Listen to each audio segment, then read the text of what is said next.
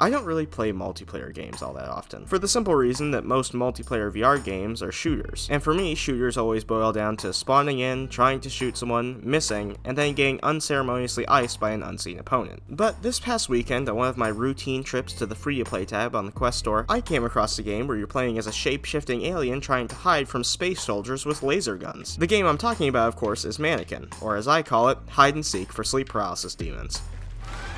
Oh my god!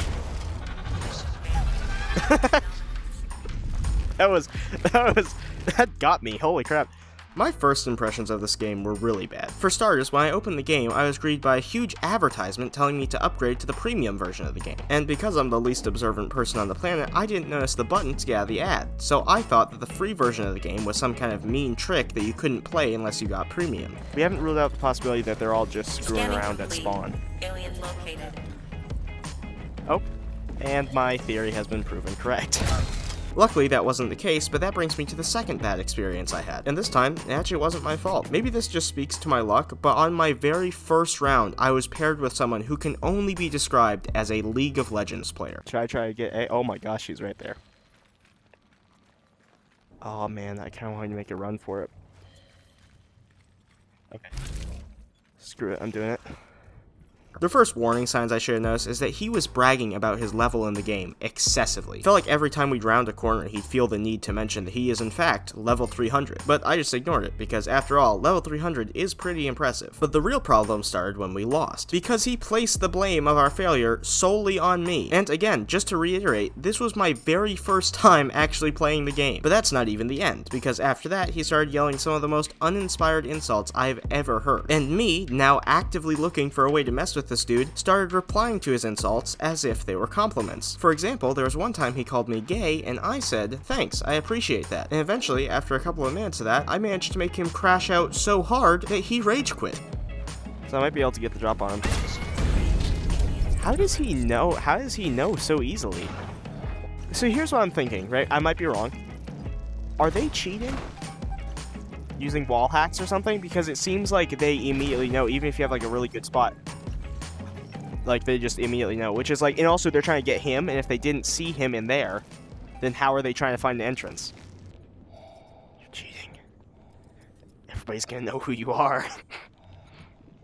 My YouTube channel has a whole 8 subscribers. Do you know how devastating it'll be if I post this? There's this weird thing that happens whenever I play a multiplayer game, and that is that for the first 15 hours of me playing the game, I am a curse on any team unlucky enough to be paired with me. The team I'm on will always lose 100% of the time. It doesn't matter if I'm paired with 2 level 1 novices or 2 level 60 super geniuses. The result will always be the same. And now that I'm actually reading this out loud, I'm starting to realize that the first guy might have actually been right about me being the reason we always lost. But that doesn't matter, because number 1, that dude was a douche, and number 2, after the initial 15 hours, all the information I've collected from playing the game floods into my brain like some kind of sleeper agent, and I suddenly gain the ability to win about 50% of the rounds I play. There's one. I don't know where the other one is. Oh, I think I saw his laser. His laser.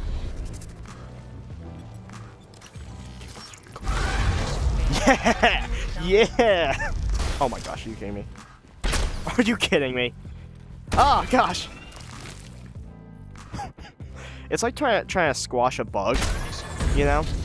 It's like, it's so irritating that they scurry around so fast. It's that same sort of feeling.